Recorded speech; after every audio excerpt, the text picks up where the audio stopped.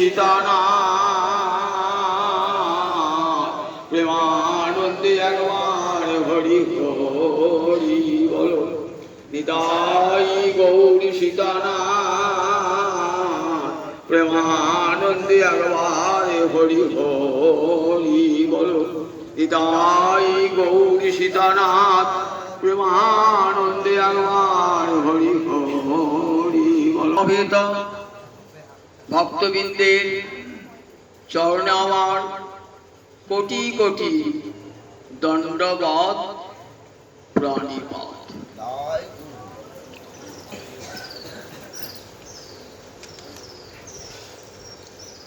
শ্রীমন মহাপ্রভু আবির্ভাবের পশ্চাতে একটি কারণ নাম এবং প্রেম নাম। এটি কিন্তু বহিরঙ্গ কারণ।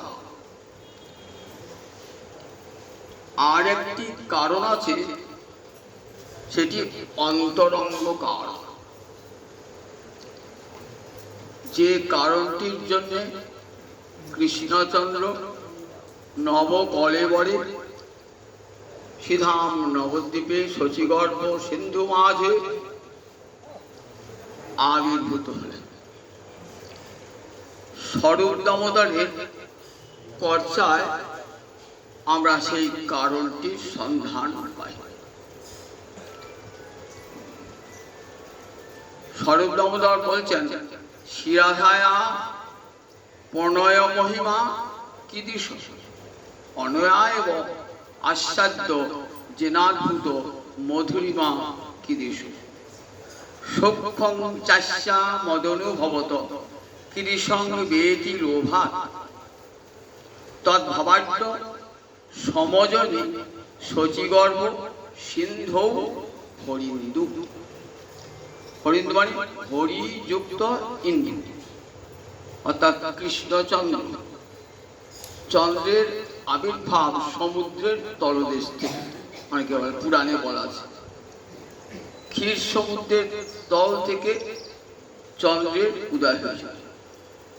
এই যে গৌরচন্দ্রের উদয় হলো কোন সিন্ধু থেকে? বললেন শচীগর্ভ সিন্ধু হতে। শচীগর্ভ সিন্ধু হতে গৌর হরির আবির্ভাব। শিরাধায়া প্রণয় মহিমা কীদৃশ। বৃন্দাবনে দাস্য সখ্য বাৎসল্য মধুর রস প্রাণ ভরে আস্বাদন করেছেন। কিন্তু এই আস্বাদন করেও তার মনে একটা অপূর্ণতা রয়ে গেছে। তিনটি বাঞ্ছা হৃদয়ে জাগ্রত হয়েছে, যে বৃন্দাবনে ব্রজগোপীদের সঙ্গে প্রেমে আস্বাদন করলাম মধুর রস, কত ভাবে কত বৈচিত্র্য সহকারে, তথাপি তো আমার বাঞ্ছা পূর্ণ হলো না। দেখুন, যে ভগবান 12টি রসের মূর্তি, 5টি মুখ্য রস শান্ত দাস্য সখ্য বাৎসল্য মধু, আর 7টি আছে গৌণ রস। এগুলো অঙ্গী রস নয়, মূল রসকে পরিপুষ্ট করবার জন্য এগুলো রসের অঙ্গ। যেমন হাস্য, রৌদ্র, বিভৎস, ভয়ানক, এইসব রসগুলো 7টা আছে। এই 7টা রস গৌণ রস, আর মুখ্য রস 5টি শান্ত দাস্য সখ্য বাৎসল্য মধু। বৃন্দাবনে শান্ত রস তো নাই, দাস্য সখ্য বাৎসল্য মধু, এই 4 রসের আস্বাদন হয়েছে। রক্তপত্রকের কাছ থেকে দাস্য রস আস্বাদন করেছেন, শ্রীদাম সুদাম সখাগণের কাছে সখ্য রস আস্বাদন করেছেন, নন্দ মহারাজ মা যশোদার কাছে বাৎসল্য রস আস্বাদন করেছেন, রাধারানী এবং অন্যান্য ব্রজগোপীদের কাছে মধুর রস আস্বাদন করেছেন। স্বয়ং ভগবান যিনি রসস্বরূপ, বেদ মন্ত্রে বলা আছে রস বৈ সব, ভগবানই একমাত্র রস স্বরূপ। সেই রসং জীবায়ং লব্ধ্বা আনন্দী ভবতি। জীব যদি সেই রসের এক কণা পায়, এক ফোঁটা পায়, তবে জীবের জীবনটা আনন্দে ভরে যায়। সেই ভগবান একদিকে আস্বাদ্য রস, আবার অপরদিকে রসিক। রস শব্দের দুটো অর্থই হয়। একটা অর্থে রস মানে আস্বাদ্য রস, যাকে আস্বাদন করতে হয়, আর একটা মানে রসিক, যে রস আস্বাদন করে। ভগবান কিন্তু দুটি, রস বটেন আবার রসিকও বটেন। তাকে আস্বাদন করে ব্রহ্মাদি দেবগণ পাগল হয়েছেন, উন্মত্ত হয়েছেন। সেই কৃষ্ণ প্রেমানন্দের এক কণা লাভ করে ব্রহ্মা পাগল, শিব পাগল, আর ভগবান সেই রসের আশ্রয় স্বরূপ।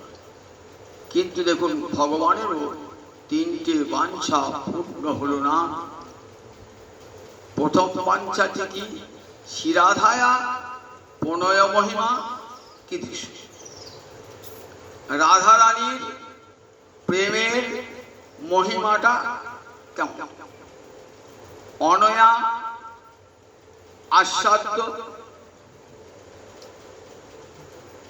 মধুরিমা বা কৃষ্ণ। রাধারানী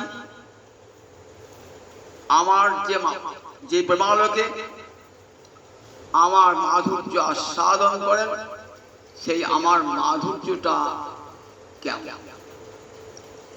কৃষ্ণের কটা মাধুর্য? চারটা। রূপ মাধুর্য, গুণ মাধুর্য, বেণু মাধুর্য, লীলা মাধুর্য। তাহলে রূপ, গুণ, লীলা, বেণু মাধুর্য, এই চারটে মাধুর্য গোবিন্দের নিত্য বিদ্যমান। এই মাধুর্য নাহি নারায়ণী। বৈকুণ্ঠবতী নারায়ণে তো ভগবান এই মহিমা, এই চারটে মাধুর্য নাই। ছটা ঐশ্বর্য আছে, কিন্তু চারটে মাধুর্য নাই। একমাত্র গোলকপতি রাসবিহারী গোবিন্দের এই চারটে মাধুর্য আছে। এই চারটে মাধুর্য কি আস্বাদন করে? সবাই কিছু কিছু আস্বাদন করে, কিন্তু 16 আনা আস্বাদন কে করে?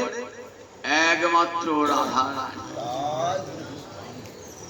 মহাভাব স্বরূপিণী, মহাভাবময়ী, তিনি ভগবানকে সম্পূর্ণরূপে আস্বাদন করেন। সূক্ষ্মং চাস্যা মদনুভবত কিরি সঙ্গে ইতি লোভা, ইতি লোভা, এই লোভ বশত। সূক্ষ্ম মানে সুখ। আমাকে ভালোবেসে, আমাকে হৃদয়ে অনুভব করে রাধারানীর অন্তরে যে সুখ জন্মায়, এটা জানবার জন্য আমার লোভ হল। তাহলে ওই ছন রাধা প্রেমা, ওই ছন মধুরিমা, ওই ছন সুখে তিহ ভোর। তিনটে মানুষ। একটা হলো রাধারানীর প্রেমটা কেমন,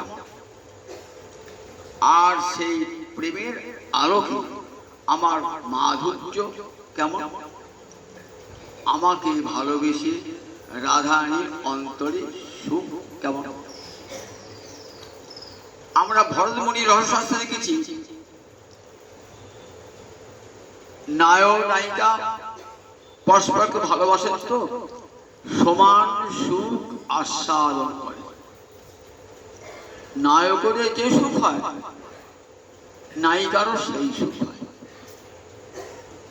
কবিরাজ গোসাই বলছেন, আমার ব্রজের রস সেহ নাহি জানে, তোহার যে সোমরস ভরত মুনি মানে, আমার ব্রজের রস সেহ নাহি জানে। প্রাকৃত জগতের রসটা প্রাকৃত রস, ব্রজের রসটা অপ্রাকৃত রস, সেটা বোঝবার ক্ষমতা তো ভরত মুনির ছিল না। তাই আমার ব্রজের রস সেহ নাহি জানে। এখানে কার আস্বাদন বেশি? যিনি আশ্রয়, রসের দুটো আলম্বন থাকে, একটি আশ্রয় আলম্বন, একটা বিষয় আলম্বন। যারা রসতত্ত্ব আলোচনা করেছে পড়েছেন তারা জানবেন রসের দুটো আলম্বন, অর্থাৎ যে দুটোকে ধরে রস দাঁড়িয়ে থাকে তা কি বল? আলম্বন। রসের দুটো আলম্বন, একটা আশ্রয় আর একটা বিষয়। মায়ের হৃদয়ে বাৎসল্য রস উত্থিত হচ্ছে সন্তানকে দর্শন করে। তাহলে বাৎসল্য রসটা আশ্রয়টা কোথা? মায়ের হৃদয়। বিষয়টাকে বিষয়ের পুত্র, সে মায়ের বাৎসল্য রস আস্বাদন করবে। মধুর রসের আশ্রয়কে না নায়িকা, তার হৃদয়ে মধুর রসের উৎপত্তি, আর সেই রস আস্বাদন করবে কে? নায়ক শিরোমণি। তাহলে রসের একটা আশ্রয় অবলম্বন আর একটা বিষয় অবলম্বন। কৃষ্ণ কিন্তু বিষয় রূপে রস আস্বাদন করেছে। বিষয় রক্ত পত্র তাকে দাস্য রস আস্বাদন করিয়েছেন। শ্রীদাম সুদাম সখাগণ তারা সখ্য রস আস্বাদন করিয়েছেন। মা যশোদা পিতানন্দ তারা বাৎসল্য রস আস্বাদন করিয়েছেন। আর ব্রজরামারা মধুর রস, তারা মধুর রসে আশ্রয় গোবিন্দকে আস্বাদন, গোবিন্দ বিষয়। তাহলে রসের আশ্রয় বিষয় রয়েছে তো। তা ভরত মুনি বলেছেন আশ্রয় এবং বিষয় সমান আনন্দ অনুভব করে। আশ্রয় এবং বিষয়, মা ছেলেকে ভালোবাসে, ছেলেও মাকে ভালোবাসে। মা ছেলে মায়ের বাৎসল্য রস আস্বাদন করে, তাতে মায়ের আনন্দ হয়, ছেলের আনন্দ হয়। আশ্রয় এবং বিষয় সমানভাবে আনন্দ আস্বাদন করে। কিন্তু ব্রজের রস এই প্রাকৃত রস থেকে ভিন্ন। সেখানে দেখা যায় আশ্রয়ের বেশি আনন্দ বিষয় থেকে। গোবিন্দতে বিষয় আর ব্রজরামারা আশ্রয়। তাই কৈছন সুখে জিও, কৈছন রাধা প্রেমা, কৈছন মধুরিমা। আর আমার মাধুর্য প্রত্যেকে কিছু না কিছু অনুভব করে। আমার মাধুর্য যারা এই গোবিন্দ দর্শন করেছেন, ধ্যানে দর্শন করছেন, হৃদয়ে মজবুদিত হয়েছেন। বড়হা পিরং নট বড় বপু নরহা পিরাভিরাম মৃগমদ তিলকং কুণ্ডলাক্রান্ত গণ্ডং পঞ্জাক্ষং বপ্পুকণ্ঠং স্মিত সুভগ মুখং সাধরে নস্ত বেণু শ্যামং শান্তং ত্রিভঙ্গং রবিকর বসনং ভূষিতং বৈজয়ন্তা বন্দে বৃন্দাবনস্থং যুবতী শতবৃন্দং ব্রহ্ম গোপাল বেশং। গুরুমন্ত্রে জপ করার সময় দেখছেন যোগ পিঠে গোবিন্দকে কি অপূর্ব মুহূর্তে দাঁড়িয়ে আছে। তখনও তো আপনার হৃদয়ে একটা আনন্দ রসের আস্বাদন হচ্ছে। আপনি আশ্রয়, তাতে আপনার এত আনন্দ। আর ভক্তের হৃদয় থেকে গোবিন্দের আরো বেশি, ভক্তের হৃদয় থেকে গোবিন্দের আনন্দ, তার চেয়ে বেশি আনন্দ ভক্ত। তাই বলছেন আমার ব্রজের রস সেহ নাই জানে। তোহার যে সমরস ভরত মুনি মানে, আমার ব্রজের রস সেহ নাই জানে। বৃন্দাবনের রস অপ্রাকৃত রস, মানব মানবীর মধুর রসের মতো নয়। এখানে কবিরাজ গোস্বামী পাদ দুটো পার্থক্য আমাদের বুঝিয়ে দিলেন। শিরাধায়া প্রণয়, প্রথম বাচ্চাটি কি শিরাধায়া প্রণয় মহিমা কৃষ্ণ, রাধা রানীর প্রণয় মহিমা, প্রেম মহিমা না বলে প্রণয় মহিমা বললেন। কারণ আমরা দেখি রসশাস্ত্রে উজ্জ্বলের মধ্যে রতির পর হল প্রেম। সাধন ভজন করতে করতে করতে করতে রতির উদয় হল। সাধন ভক্তি হইতে হয় রতির উদয়, রতি গাঢ় হইলে তারে প্রেম নাম কয়। এই রতিটাই প্রেমে পরিণত হয়। প্রেমটা আবার বৃন্দাবনে গিয়ে আরো পরিপক্ক দশা লাভ করে। স্নেহ, মান, প্রণয়। তাহলে চতুর্থ দশায় হচ্ছে প্রণয়। প্রণয় শব্দের সংজ্ঞা দিয়েছেন রূপ গোস্বামী পাদ। মান দধান বিশ্বভঙ্গ প্রণয় প্রজ্যোতি হৃদয়। প্রেমের পর স্নেহ, তারপর মান। মান যখন আর একটু গাঢ় হয় তখন কি হয় বললেন? বিশ্বম্ভ মানে অভিন্ন মনন, প্রিয় জনেন সহ শস্য অভেদ মনন। রাধারানী কি ভাবতেন যে কৃষ্ণের দেহ, মন, বুদ্ধি, পরিচ্ছদ সব আমারই, সব আমারই, কোনো ভিন্নতা নাই, ভেদ নাই। আমার দেহ, মন, বুদ্ধি সব যেমন, গোবিন্দেরও দেহ, মন, বুদ্ধি সেরকম অভিন্ন মনন।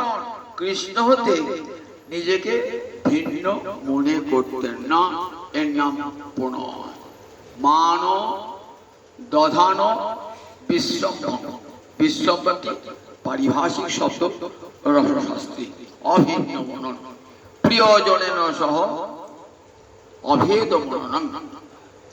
প্রিয়জনের সঙ্গে অভেদ মননের নাম বিশ্বম্ভ। কৃষ্ণ প্রেমে রাধারানী এত উঁচুতে যে গোবিন্দের সঙ্গে নিজেকে অভিন্ন মানত। দুজনার প্রেমে না সুরমন না হাম রমণী, দুহু মন মনোভব বেশ হল যায়। এই গানটি রায় রামানন্দ মহাপ্রভু শুনেছিলেন। তখন গোবিন্দ যে পুরুষ, আমি যে প্রকৃতি, এই বোধটাও আর থাকে না। দুটোর মনকে সিঙ্গার রস পিষে এক করিয়ে দিয়েছে, এক করে দিয়েছে। দুহু মন মনোভব বেশ হল যায়। দুটো মনকে সিঙ্গার রস কি করেছে? ভালোবাসা এত গভীরে যে নায়ক এবং নায়িকা, রাধা এবং কৃষ্ণকে দুটো হৃদয়কে এক করে দিয়েছে। রাধা কৃষ্ণ এক আত্মা, দুই দেহ ধরি, অন্যান্য বিরসয় রসাস্বাদন করি। আত্মা একটাই, দেহ দুটো। এই জগতে স্বামীর একটা আত্মা, স্ত্রীর একটা আত্মা, দুটো আত্মা, দুটো দেহ। কিন্তু ওই জগতে কৃষ্ণের আত্মা আর রাধারী আত্মা একই, এক আত্মা, দেহ দুটো পৃথক। তাই কবিরাজ গোস্বামী বলছে রাধা কৃষ্ণ এক আত্মা, দুই দেহ ধরি। একটা আত্মা কি হবে? তার সুখ দুঃখ মন বুদ্ধি সব রাধারীর হৃদয়ে অনুভূত হবে, অনুভূত হবে। দুটো মনকে পিষে এক করে দিয়েছে। তাই প্রণয় মানে অভিন্ন মনন। তাই হচ্ছে রাধারানীর সেই প্রণয় মহিমা কি দৃশ্য, কেমন সেই প্রণয় মহিমা আমি জানতে চাই। এই প্রথম বাঞ্ছা, এই চাই ব্যাখ্যা করব। আমার রাধারানীর প্রণয় মহিমা, প্রেমের মহিমা কেমন, এইটি জানবার ইচ্ছে।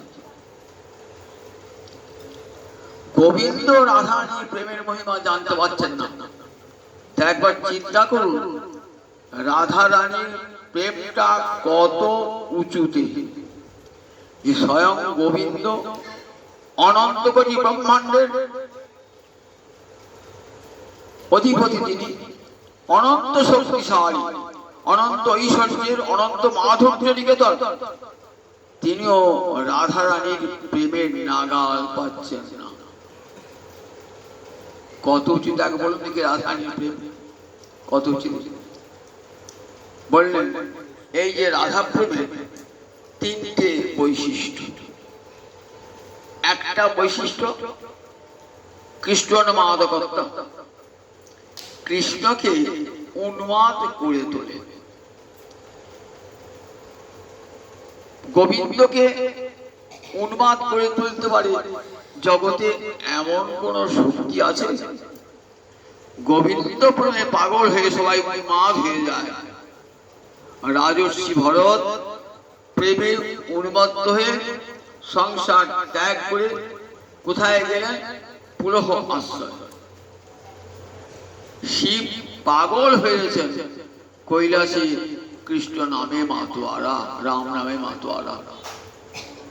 ব্রহ্মা পাগল হয়েছে, যারাই এই কৃষ্ণ প্রেমের এক কণা পেয়েছেন তারাই উন্মত্ত হয়ে গেছেন।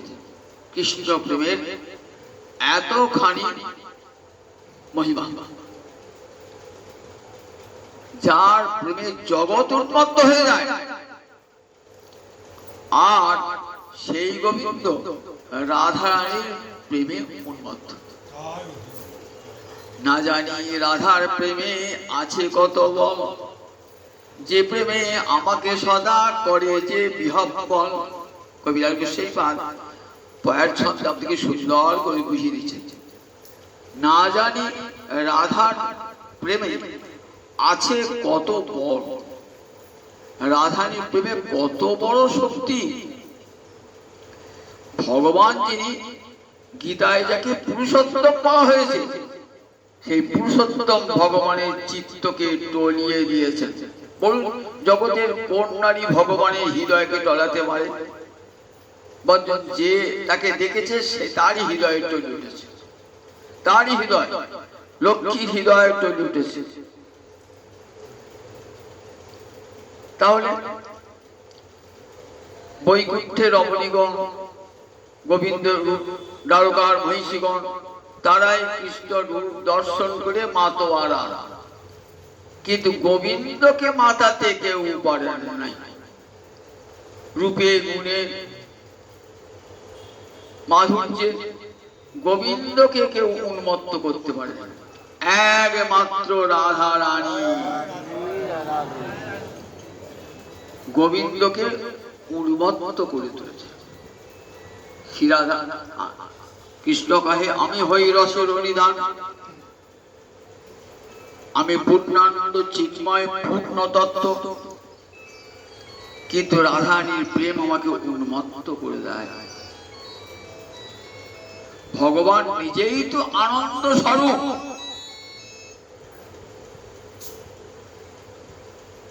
ভগবান শ্রুতি বলেছেন আনন্দ রূপং অমৃতং যদ বিভাতি,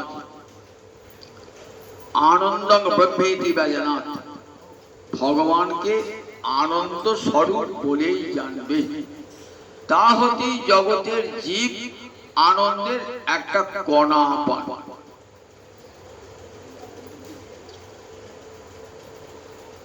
যদি সেই আনন্দের কণা না পেতেন তাহলে জগতের জীব বেঁচে থাকতো না। কোবা ঝটনাথ কোবা প্রাণনাথ, দেশ আকাশ আনন্দ নশ এক। আকাশের মতো বৃহৎ আনন্দ যদি না থাকতো তাহলে কে নিঃশ্বাস প্রশ্বাস দিত, কে জগতে বেঁচে থাকতো? তাহলে স্বয়ং ভগবানের কাছ থেকে আনন্দের কণা পেয়ে অনন্তকোটি ব্রহ্মাণ্ডের জীব, শুধু এই জগতে নয়, অনন্তকোটি ব্রহ্মাণ্ডের জীব তারা পাগল হয়ে রয়েছে, যারা এই কৃষ্ণ প্রেমের এক কণা পেয়েছে। তারা আর ঘরে থাকতে পারে না, সর্বস্ব ত্যাগ করে হা কৃষ্ণ করে তারা বৃন্দাবনের পথে যায়। নিজের দেহ মন প্রাণ সব গোবিন্দের চরণে সমর্পণ করে দেয়।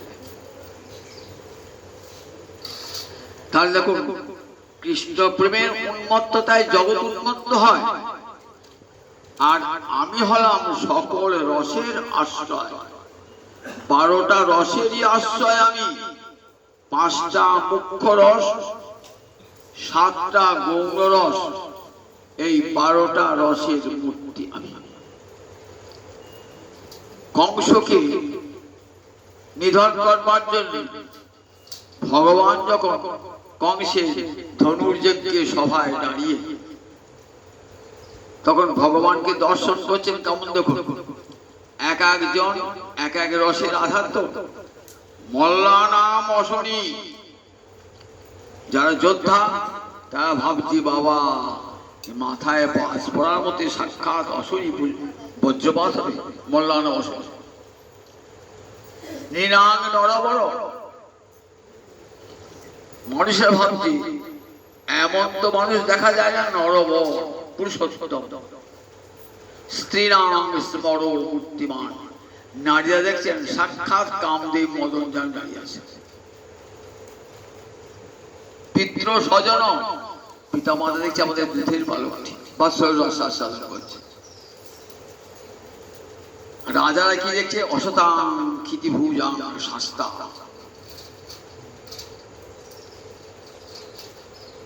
যারা অসৎ রাজা তারা ভাবছে আমাদেরকে শাস্তি দান করবার জন্য আবির্ভূত হয়েছে। কংস কি ভাবছেন, সাক্ষাৎ যম আসে আমার কাছে দাঁড়িয়ে। দেখেছে সুখদেব 12টি রসের মূর্তি ধারণ করেছেন যখন কংসকে নিধন করতে চান।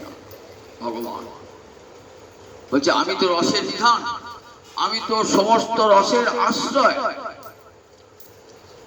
আমার দ্বারা যখন উন্মত্ত হয়, আর আমি তো পূর্ণানন্দ, আমার আনন্দ হওয়ার কিছু নাই। আমি তো জগৎকে আনন্দ করি, আমাকে আবার কি আনন্দ দেবে? জগতে জগতে আনন্দ দিবে ওই ছে কোনজন, আর কে আছে আমাকে আনন্দান করতে পারে? আমি জগৎকে আনন্দান করি, আমাকে আনন্দান করবে কে? ভগবান মনে ভাবছেন আমি পূর্ণানন্দ, আমি চিন্ময়, অর্থাৎ আমি তো প্রাকৃত দেহধারী নই। সৎ চিৎ আনন্দ, এই 3টে উপাদানে গড়া আমার দেহটা সচ্চিদানন্দ। আমি পূর্ণ তত্ত্ব, জগতের সব শাস্ত্র শেষ কথা গোবিন্দকে। গোবিন্দ হলেন পূর্ণ তত্ত্ব, তার উপরে আর কোন তত্ত্ব নেই, পূর্ণ তত্ত্ব। তথাপি রাধার প্রেমে করায় উন্মত্ত, তথাপি রাধার প্রেম আমাকে পাগল করে তোলে। শ্রীরাধার প্রেম গুরু, আমি শিষ্য নট, নিত্য আমার নানা নৃত্যে নাচায় উদ্ভট। গুরু যেমন শিষ্যকে দিয়ে যা খুশি করাতে পারে, রাধার প্রেমও ঠিক তেমনি আমাকে দিয়ে যা খুশি করাতে পারে। শ্রীরাধার প্রেম গুরু, জগতে গুরু গোবিন্দ, তো বন্দে কৃষ্ণকে জগতে, আর সেই গোবিন্দের গুরু হলেন রাধা রানীর প্রেম। একবার চিন্তা করে দেখুন, রাধানী হলেন, রাধানীর প্রেম হলো সেই গোবিন্দের গুরু। শ্রীরাধার প্রেম গুরু, আমি শিষ্য নট, আমি একজন নাচিয়ে শিষ্য। গোবিন্দ লীলামৃত বলে কবিরাজ গোস্বামী পাঠ একটি সংস্কৃতে কাব্য আছে। এই গোবিন্দ লীলামৃত পড়ে বৃন্দাবন ব্রজবাসী পণ্ডিতরা ভেবেছিলেন চৈতন্যের শেষ লীলা কে লিখতে পারে? একমাত্র এই কৃষ্ণদাস কবিরাজ। এত পাণ্ডিত্য যার, সেই পাঠ পারবে। তাই সমস্ত বৈষ্ণবেরা গিয়ে পণ্ডিত হরিদাসের নেতৃত্বে গিয়ে কবিরাজ গোস্বামীর কাছে নিবেদন জানিয়েছেন, চৈতন্যের শেষ লীলা তুমি জানো আর তুমি বর্ণনা করতে পারবে, আর কেউ পারবে না। তুমি সর্বদামোদরের মুখ থেকে চৈতন্যের অন্তলীলা শুনেছ, সেটি আমাদেরকে শোনাও। বৃন্দাবন দাস ঠাকুর চৈতন্য লীলার অন্তভাগ তিব্বত লীলা বর্ণনা করেন। নিত্যানন্দ লীলা বর্ণনে হইল আবেশ, চৈতন্যের শেষ লীলা রহিল অবশেষ। আমি সেই রাতে লিখতে পারলাম না, আমার গুরুদেব নিত্যানন্দের মহিমা বর্ণনা করতে করতে কাব্য আমার শেষ। চৈতন্যের শেষ লীলা অপর কেউ ভাগ্যবান এসে জগতের কাছে বর্ণনা করবে। সেই কবিরাজ গোস্বামী পাদ অশীতি পর বৃত্ত, হাত কাঁপছে, চোখে ভালো করে দেখতে পায় না, স্মৃতি থাকে না, মনে থাকে না। 80 বছর বয়স হয়ে থাকে, কোন প্রতিভা সব মলিন হয়ে যায়, হাত পা কাঁপছে। আমি চোখে কিছুই দেখতে পাই না, কানে কিছুই শুনতে পাই না, তবু লিখি এ বড় বিশ্বাস। এই গ্রন্থ লেখায় মরে মদন মোহন, মদন মোহনের মন্দির দেখেছে তো বৃন্দাবনে যমুনার ধারে, সেই মদন মোহনের মন্দিরে এসে হত্যা দিয়েছেন প্রভু কবিরাজ কবিরাজ। কি করে লিখবো এই বয়সে চৈতন্যের লীলা? আমি তো ভালো করে আমার হাত ধরে যে লিখবো, সে তো আমার হাত কাঁপছে, চোখে তো ভালো করে দেখতে পাচ্ছি না, সব ভুলে গেছি তো, কিছু তো মনে পড়ছে না। হে মদন মোহন, তুমি কৃপা করো, বৈষ্ণবের আজ্ঞাকে সুধার্য করে আমি যেন চৈতন্যের লীলা। এই গ্রন্থ লেখায় মদন মোহনের মালা খুশি পড়ল, পূজা দিয়েছে সেই মালা কবিরাজ গোস্বামী পাদে কণ্ঠে পড়িয়ে দিলেন। কি ভাবলেন? মদন মোহনকে আজ্ঞা করে তুই পারবি, তুই এই লীলা বর্ণনা কর। 10টা বছর লেগেছিল এই চৈতন্য চৈতামৃত রচনা করতে। জগতের এমন কোন শাস্ত্র নাই যে শাস্ত্রকে কবিরাজ গোস্বামী পাদ স্পর্শ করে নাই। পড়লে পরে মনে হবে এত বড় পাণ্ডিত্য, পাণ্ডিত্যের সঙ্গে ভক্তির মণিকাঞ্চন যোগ। পণ্ডিত হলে অহংকারী হয়, আমার ভক্ত হলে পণ্ডিত হয় না। দুটি কবিরাজ গোস্বামী পণ্ডিত বটে, ভক্ত বটে, দুটো এমন মিল দেখো, পাণ্ডিত্যের সঙ্গে ভক্তির মণিকাঞ্চন। পুরুষের কীট হইতে মহিষের বিষ্ণু, জগায় মাধাই হইতে মহিষে বিষ্ঠার কৃমি কীর্তি আমি জগাই মাঝে চোখ পার করে তার চেয়ে বেশি পাবি। জগাই মাঝে আছে মোর নাম লইলে হয় পূর্ণ ক্ষয়, আমার নাম যে নেবে তার পূর্ণ ক্ষয় হয়। কতখানি বিনয়ের সঙ্গে কবি এত বড় পণ্ডিত হয়ে কবিরাজ গোস্বামী লিখছেন। সেই কবিরাজ গোস্বামী পাদ গোবিন্দ লীলামৃতে আর রাধা গোবিন্দের একদিনের লীলা কাহিনী বর্ণনা করেছেন। যারা যারা গুরুর কাছে মঞ্জুরি দেহ পেয়েছেন তাদের তো এই লীলা স্মরণ করতে হয়। ঠিক একদিনের কি ক্রিয়া, নিশান্ত হতে আগে পরবর্তী কাল পর্যন্ত যে যে লীলা করেছেন সেই সেই লীলার স্মরণ করতে হয় গুরুদত্ত মঞ্জুরি দিয়েছে। একদিনের বর্ণনা আছে কোথায়? গোবিন্দ লীলামৃত কাব্যে, সংস্কৃত ভাষায় লেখা, সুপণ্ডিত ছিলেন সংস্কৃত ভাষায়। সেখানে একদিন একটি ঘটনা বলছে, দুপুর রাতে গোচারণ করতে করতে গোচারণের ভার দাদা বলরামকে দিয়ে চলে এলেন কোথায়? রাধা কুণ্ডের দিকে। রাধানীকে দেখবার অন্তরের বড় ইচ্ছা, রাধানীকে দেখবার জন্য পাগল গোবিন্দ আকুল হয়েছে। একবার শুধু এক পলক দেখবেন রাধানীকে। রাধা কুণ্ডের তীরে রাধানী তখন আসেন নাই, তিনি চতুর্দিকে রাধা মূর্তি দর্শন করছেন। রাধানী আসেন নাই, কিন্তু এত ভালোবাসেন রাধানীকে যে চতুর্দিকে রাধা মূর্তি দর্শন করছে। পুঁতি তরুলতায় রাধা মূর্তি স্ফুরিত হচ্ছে। বৃন্দাকে পাঠালেন, যাও বৃন্দা তো দুটি কাজ মিলন করিয়ে দেব। বৃন্দা বলেন, যাও বৃন্দা তুমি রাধানীকে নিয়ে এসো। এদিকে রাধানী আকুল হয়েছে, দেখো গোবিন্দ যে আকুল হয়েছে সেটা রাধানী অন্তরটা বুঝতে পেরেছে। রাধানী আসছেন, রাধা কুণ্ডে মিলন হবে। পথিমধ্যে দেখা বৃন্দাসন, কসমাৎ বৃন্দে।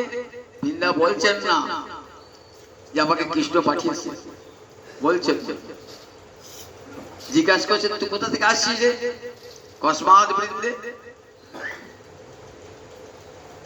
উত্তর দিচ্ছে বৃন্দা, হরে পাদুলা, আমি শ্রী গোবিন্দের চরণ মূল থেকে আসছি। আবার জিজ্ঞাসা করছেন কুত অশোক, তিনি কোথায় আসেন? কুণ্ড তীরে। তিনি কুণ্ড তীরে আসেন। কিমেহ কুরুতে, সেখানে কি করছেন? নিত্য শিক্ষা, নাচ শিখছে। গোবিন্দ নাচ শিখছে। নাচের গুরুকে বলছে তম তুমি, আমি থেকে রয়েছি, আমি কেউ নাচি গুরু হব? তন মূর্তি, তোমার মূর্তি কোথায় কোথায় দেখছেন? তরুলতা দিক বিদিক সুস্ফুরান্তি, প্রতি তরুলতায় রাধা মূর্তি দেখছেন। যেদিকে তাকাচ্ছেন সেদিকে রাধাময় জগৎ, সব দিকে রাধানীকে দর্শন করছেন। রাধায় নৃত্য করছেন, রাধানী পশ্চাতে পশ্চাতে গোবিন্দ নৃত্য করছেন। যে নাচ শেখাশি কি করে, ছাত্রকে কি বলে, আগে আমি কেমন করে আঁকছি দেখো, তুই এরকম নাচ। রাধায় নাচছেন আর সেই দিকে দেখে আমার গোবিন্দ নাচছে। তাহলে দেখুন, শিরাধার প্রেম গুরু আমি শিষ্য, নট নট মানে নাচি। নিত্য আমার নানা নৃত্যে নাচা উদ্ভব, কত রকম নাচে আমাকে নাচায়। দেখো আমি পূর্ণ তত্ত্ব চিন্ময় পূর্ণানন্দ হয়েও দেখো আমি কেমন উন্মত্ত যে রাধা প্রেমে, না রাধা প্রেম কেমন উন্মত্ত। রাধানীর প্রেম, আমি রাধানীকে দর্শন করবার জন্য কখনো নাপিতানি বেশ ধরেছি, কখনো বাজিকরের বেশ ধরেছি, কখনো বা মালিনীর বেশ ধারণ করেছি। সত্য স্বরূপ ভগবান কত মিথ্যা রূপ ধারণ করেছে একবার দেখুন। সত্যিকারে মালিনী নন, নাপিতানি নন, কিন্তু রাধানীকে এক পলক দর্শন করবার জন্য। রাধানীর দর্শনে কত বাধা, তাই লুকিয়ে চুরিয়ে কেমন করে ছদ্মবেশে রাধানীকে দর্শন করছে। তাহলে প্রেমে উন্মত্ত নয়? গোবিন্দ কেমন প্রেমে উন্মত্ত হয়েছে বলুন দেখি। রাধানীকে গোবিন্দ ছদ্মবেশে যাচ্ছে, কত রূপ ধারণ করে। শিরাধার প্রেম গুরু আমি শিষ্য নট, রাধানী প্রেম গুরু আমাকে নাচায়, নিত্য আমাকে নাচাচ্ছে সে প্রেম। আর একটা প্রেমের বৈশিষ্ট্য কি, গুরুরূপী গৌরবচর্যা বলছেন, বিপুরূপী কলয়নে সদাভিবৃদ্ধি গুরুরূপী গৌরবচর্যা বিধি।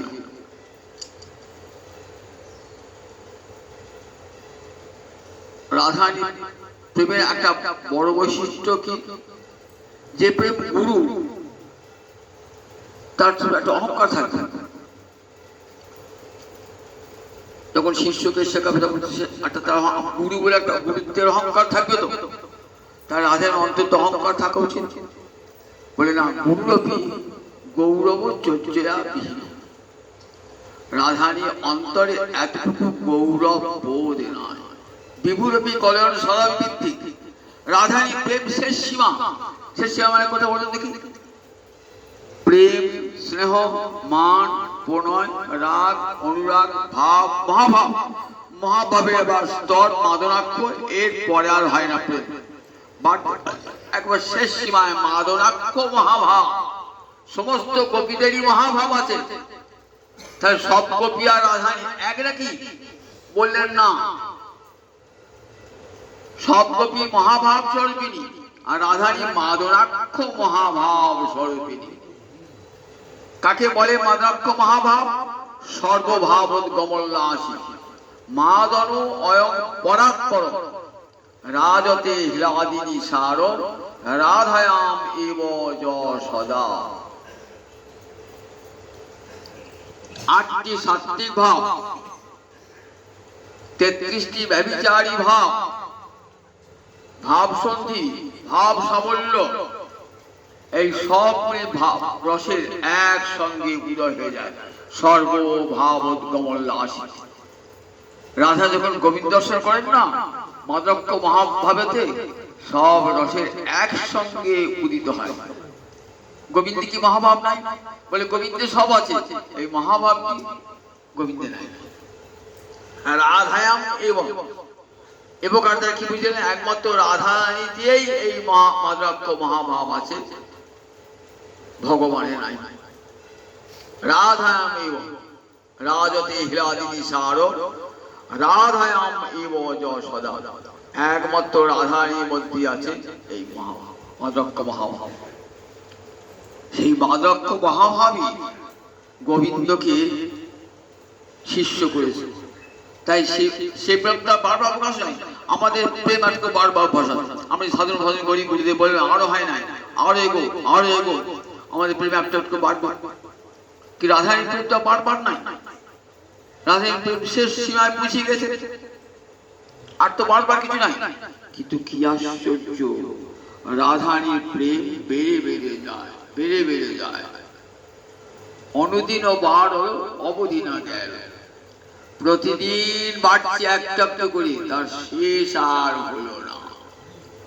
অনুদিন বার অবধি না গেল, শেষ গেল না। প্রতি মুহূর্তে যতবার কৃষ্ণ দর্শন করছেন মনে হচ্ছে এই কৃষ্ণ তো দেখি নাই, নূতন কৃষ্ণ, একই কৃষ্ণ বারবার দর্শন করছেন, কিন্তু মনে হচ্ছে এই কৃষ্ণ দেখি নাই, বারবার। গুরুরবি গৌরব চর্যা বিহীন, গুরুর গৌরব অন্তরে নাই। কি বলেন রাধারানী? আমি কৃষ্ণ পদদাসী, ইহ রস সুখরাশি, আলিঙ্গিয়া করে আত্মস্কার, কবু না দেন দর্শন, যারের মন তনু মন, তবু তিহ মনে প্রাণনা। লজ্জায় বিশাখা বলছে রাধারানী, তোকে যখন কৃষ্ণ উপেক্ষা করে ঔদাসীন্য দেখায়, তুই দেখে কৃষ্ণ না দেখলে আমি থাকতে পারি, এইভাবে থাকে। তো জানিস আমি চেষ্টা করি জানিস তো, আমি যে কৃষ্ণ পরদাসী, তিনি সাক্ষাৎ সুখ স্বরূপ, রস স্বরূপ, তিনি আমাকে আলিঙ্গন দান করো অথবা পায়ের তলায় পিষ্ট করে পিষুন, তবু তিনি আমার প্রাণনাথ। সমস্ত কোন গৌরব অন্তরে নাই, কোন অহংকার বোধ নাই, কতখানি দিনা অন্তরে প্রেম এই দৈন্য এনে দেয়। মুহুর উপচিত বক্রিমা বিশুদ্ধ, মাঝে মাঝে মান কৌটিল্য দেখা দেয়, মান কৌটিল্য দেখা দেয়। তাহলে যে প্রেমে মান কৌটিল্য দেখা দেয় না, যে প্রেমেতে মান কৌটিল্য, সেই মান কৌটিল্য, তাহলে সেই প্রেমটা তো খানিকটা মলিন হয়ে গেল, শুদ্ধ হলো না। বললে না না, জানো ওই মানটা কেন? কৃষ্ণকে সুখ দান করবার জন্য মান, নিজের সুখের জন্য নয়। কৃষ্ণ সুখী হবেন আমার মান গরবিনী মূর্তি দেখবার জন্য। রাম অবতারে সীতার মান দেখতে পান নাই, দ্বারকায় গিয়ে কোন মহিষীর মান দেখতে পান নাই, সত্যভামার একটু আধটু মান ছিল, কিন্তু গোবিন্দ যখন তিরস্কার করেছেন, তোমাকে পরিত্যাগ করবার ভয় দেখিয়েছেন, তখনই মান পরিত্যাগ করেছেন। আর রাধারানী দুর্জয়মান চরণে ধরল, সে মানে ভাঙে না। এ মান মহাভাব থেকে উত্থিত। সাগরে যেমন বুদবুদ ওঠে না, বললেন মহাভাব থেকে উঠেছে, তরঙ্গ থেকে উঠেছে, এই মহাভাব থেকে তরঙ্গে উঠেছে এই মান কৌটিল্য। এই মান কৌটিল্য বললেন থাকলো সে প্রেম বড় শুদ্ধ প্রেম। জয়তী মুরদ্দেশী রাধিকা অনুরাগ। বললেন মুরদ্দেশ মানে কৃষ্ণে, রাধারানীর অনুরাগ। জয় লাভ করুন, জয় লাভ করুন, জয় লাভ। আমার আগামী দিন জয় নিতাই, জয় নিতাই, জয় জয় জয় রাম।